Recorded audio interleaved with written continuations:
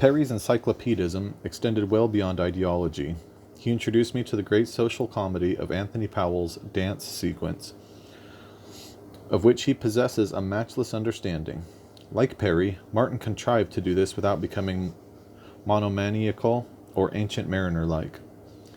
There was a time when he wouldn't have known the difference between Buchanan and Bakunin, and his later writing on Marxism gets quite a few things wrong, including some things about me and about James Fenton. Uncharacteristically for Martin, his labor on the great subject of communism is also highly deficient and lacking a tragic sense, but he still passed the greatest of all tests in being a pleasure to argue with. Back to my point about shared language, this gradual thickening of mutual experience became its own pathos, as Money shows. Only recently I found myself smirking in a foolish manner as a New York Times profile of Martin referred to the words rug for hairdo and sock for loathsomely inadequate bachelor accommodations that he had popularized for a generation. I played my own small part in this with sock, as I recall, as also with the then overused word rethink to describe any wearisomely necessary and repetitive activity, such as a haircut or a bathroom trip.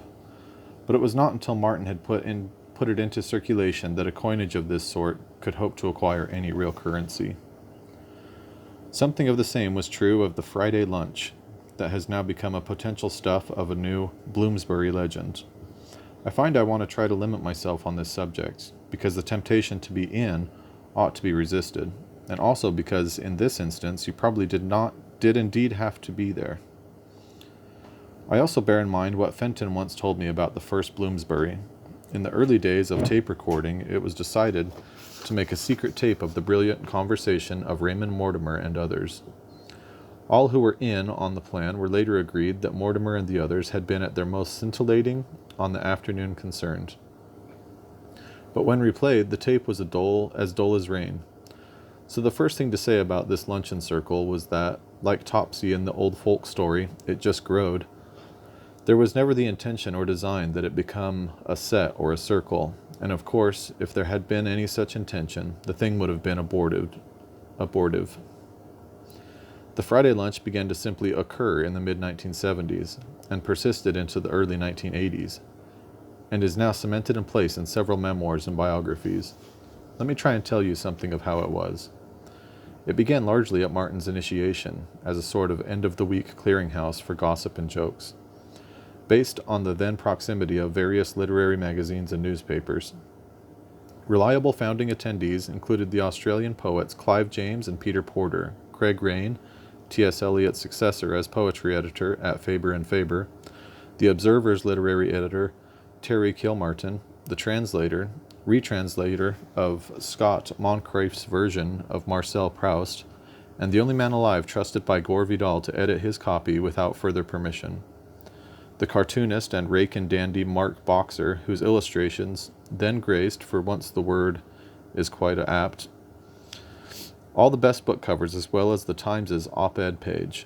Among those book covers were the dozen volumes of Anthony Powell's masterwork, and among Mark's aesthetic and social verdicts, the one I remember being delivered with the most authority was his decided and long-meditated conclusion that, in the height of bad manners, to sleep with somebody less than 3 times.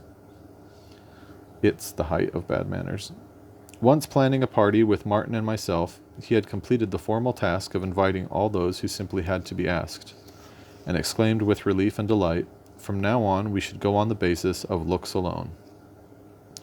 The critic Russell Davis, the then rising novelist Ian McEwan and Julian Barnes, James Fenton and Robert Conquest when they were in England, Kingsley when he wasn't otherwise engaged with yet more lavish and extensive lunches, and your humble servant helped to complete this dramatis personae. There were no women or no regular ones, and nothing was ever said or explicitly resolved about this fact. Between us, we were believed to control a lot of the reviewing space in London, and much envious and paranoid comment was made then, and has been made since, to the effect that we vindicated or confirmed Dr. F.R. Levis's nightmare of a conspiratorial London literary establishment. But I can only remember one occasion when a book was brought along to lunch to be given to me, so that I could fill in for some reviewer who had failed at the last moment, and I truly don't think that this counts. Time spent on recollecting our little Bohemia confirms 3 related but contrasting things for me.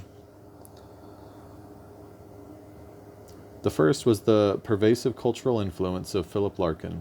The second was the importance of word games and the long, exhaustive process that makes them both live and become worthwhile. The third was a gradual but ineluctable rise of Margaret Thatcher and her transatlantic counterpart, Ronald Reagan. These, then, will be my excuses and pretexts for letting in daylight upon magic. As Walter Bagehot phrased it, unspoken in our circle was quite a deep divide between left and, if not exactly right, yet increasingly anti-left. Fenton and I were still quite Marxist in our own way, even if our cohort was of the heterodox type that I tried to describe earlier. Kingsley had become increasingly vocally right-wing, it often seeming to outsiders that he was confusing the state of the country with the condition of his own liver, but please see his diaries of the time to notice how cogent he often still was.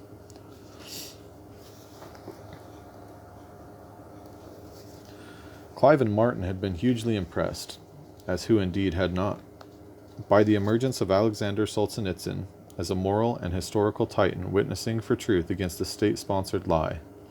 In between, men like Terry and Mark found it difficult to repudiate their dislikes for a Tory party that had been the main enemy in their youth.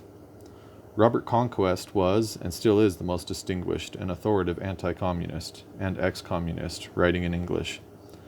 But if this subject was excluded, his politics tended towards something fairly equably social democratic in temper. He and I agreed that the Moscow Olympics should be boycotted after the Soviet invasion of Afghanistan.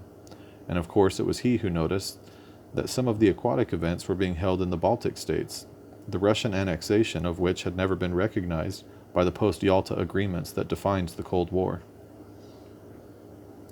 At the last lunch I ever attended before emigrating for the United States, a toast was raised to Bob's impeding 4th, or was it 5th marriage. Well, he replied modestly, I thought perhaps one for the road. Philip Larkin wrote gloomingly to Kingsley that the new Texan spouse would probably make their old friend move permanently to America, as Yank bags do. And so indeed it proved. Elizabeth, or Liddy, is a bit more than the other half. She is a great scholar in her own person, and the anchor of one of the most successful late marriages on record. Once Martin and I had also married Americans, she printed a t-shirt for all concerned that read, Yank Bags Club.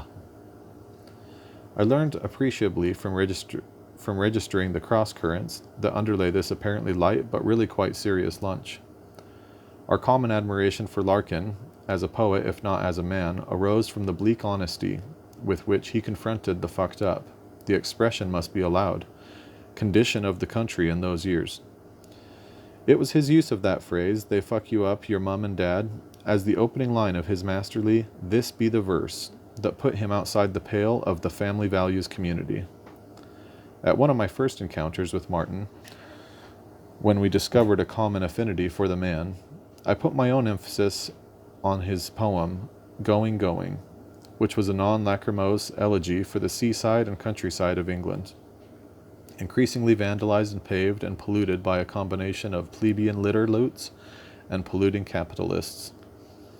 The poem had actually been commissioned by the Tory government of Edward Heath to accompany the publication of a white paper on the environment, but had then been censored because of a verse about the greedy businessmen who filled the estuaries with effluent.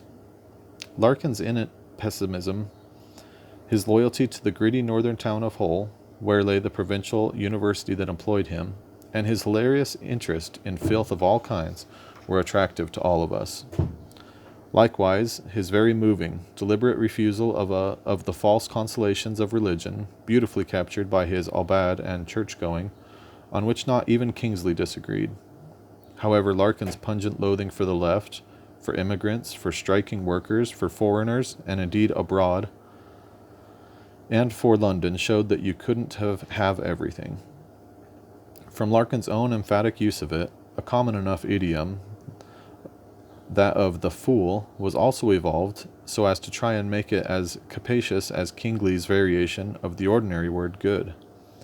Thus there were, of course, and as ever in English, plain fools and damn fools, but trying extra hard to be stupid could get you bloody fool. And real excellence in application, the willful led to the summa of fucking fool. This last title corresponded to Orwell's definition of something so simultaneously dumb and sinister that only an intellectual could be capable of uttering it. One lunchtime attempt to draw up a fucking fool's first 11 of current greats attracted various nominations, John Berger being unanimously chosen as captain. As for the word games, just bear with me if you would. Try first turning the word house into sock. Okay, bleak sock, heartbreak sock, the fall of the sock of Usher, the sock of Atreus, the sock of Seven Gables, the sock of the rising sun. This can take time, as can the substitution, a very common English vulgarism, of the word cunt for the word man. Thus, a cunt for all seasons. A cunt for all that. He was a cunt, take him for all in all. The cunt who shot Liberty Valance. Bat cunt, super cunt.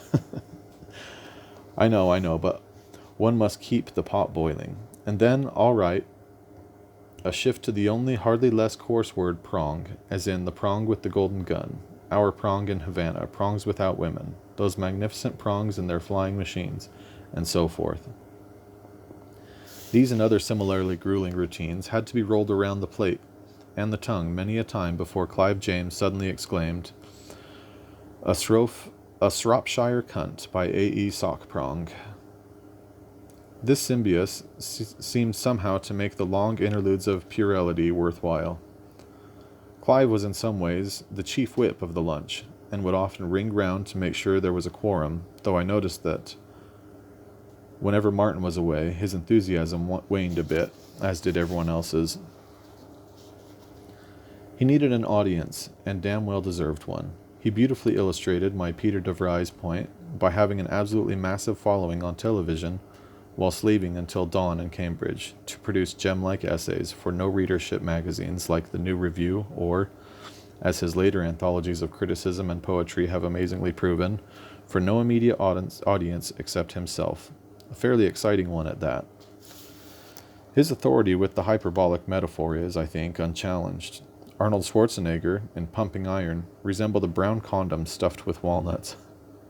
Of an encounter with some boar with famous halitosis, Clive once announced, "By this time his breath was undoing my tie." I well remember the day when he delivered his review of Leonid Brezhnev's memoirs to the New Statesman, and Martin read its opening paragraphs out loud. "Here is a book so dull that a whirling dervish could read himself to sleep with it. If it were to be read in the open air, birds would fall stunned from the sky." One could hear his twanging marsupial tones in his scorn for this world-class drone and bully, whose work was being published by the ever-servile and mercenary tycoon Robert Maxwell, one of the Labour Party's many sources of shame. Clive had given up alcohol after a long period of enjoying a master-servant relationship with it, in which, unfortunately, the role of the booze had been played by Dirk Bogarde. He thus threw in the money only for the food part of the bill, until one day he noticed how much the restaurant charged for awful muck such as bitter lemon and tonic water. At this he moaned with theatrical remorse, "I owe you all several £100. But not all was geniality and verve. The only rift in the Friday loot came when Clive took huge exception to Fenton's review of his, actually quite bad, verse play about the rise of Prince Charles. The expression complained of, I seem to recall it, was, "This is the worst poem of the 20th century." The ensuing chill went on for a bit. Egil Gluckstein, the theoretical guru of International Socialists, whose party name was Tony Cliff, used to tell an anecdote that I came to regard as an analogy for this sort of wordplay. Rosa Luxemburg, our heroine in the struggle against German imperialism, and the woman who had told Lenin that the right to free expression was meaningless unless it was the right of the person who thinks differently, had once satirized the overcautious work of the German reformist and trade unionist as the labor of Sisyphus. Whenever she approached the podium of the Social Democratic conventions before 1914, and before they proved her right by siding with the filthy Kaiser on the crucial vote for war, she would be jeered at as she moved her lamed body towards the platform, and catcalled as Sisyphus by the Union hacks. So maybe Sisyphus was wasting his time, Gluckstein would say, hesitating for emphasis, but maybe from this he still got some good muscles. If this historico-materialist point could be adapted for literary weight-training purposes, I would feel compelled to place on record the marginal question of the Tupper family. Everything depended on this otherwise indistinguished imaginary dynasty on your nickname. Thus, you might be an overeager salesman, known to his colleagues as Pushy Tupper. You might even be a pedantic and donnish fellow saddled with the tag of Stuffy. The opium addict's Poppy was about as far as most of us were prepared to last on this short-lived expedition. But Robert Conquest, the king of the Limerick, and the dragon slayer of the Stalinoid apologist, always thought that if a job was worth doing, it was worth doing well. He went off and brooded, and came back with Worley, the helicopter pioneer, as well as two hopeless boozers, Whiskey and indeed Rye Tupper. Ought one to blush and to admit that some of these were straight into print as the questions and answers of the New Statesman weekend competition? Well, so did other things, no less trivial, that are now the stuff of the New Yorker profiles, such as new equivalents for the old phrase cruising for a bruising, angling for a mangling, aiming for a maiming, strolling for a rolling, and my own favorite, thirsting for a worsting. There was also the time that competitors were asked to submit a paragraph of a Graham Greene parody. Greene himself entered under a pseudonym and placed third. More demanding still was the restless quest, again chiefly led by Conquest, to inscribe the names of obscure and lowly, unenviable, and ultimately poor rewarded occupations. Thus, one employed as a disciplinarian of the last resort in a turbulent kitchen, cooksacker; as a disciplinarian of the last resort in an ill-run lunatic system, kooksocker; as the man in the bottling plant who keeps things moist, cork-soaker; as a sectarian pyromaniac in the Scots wars of religion, kirksacker; as one who has the lonely task of interrupting boat races by leaning over the bridge to snatch up the steersman with a rod and line, coxhooker. Simple versified filth, Senior's crushing condemnation of most popular limericks was not allowed.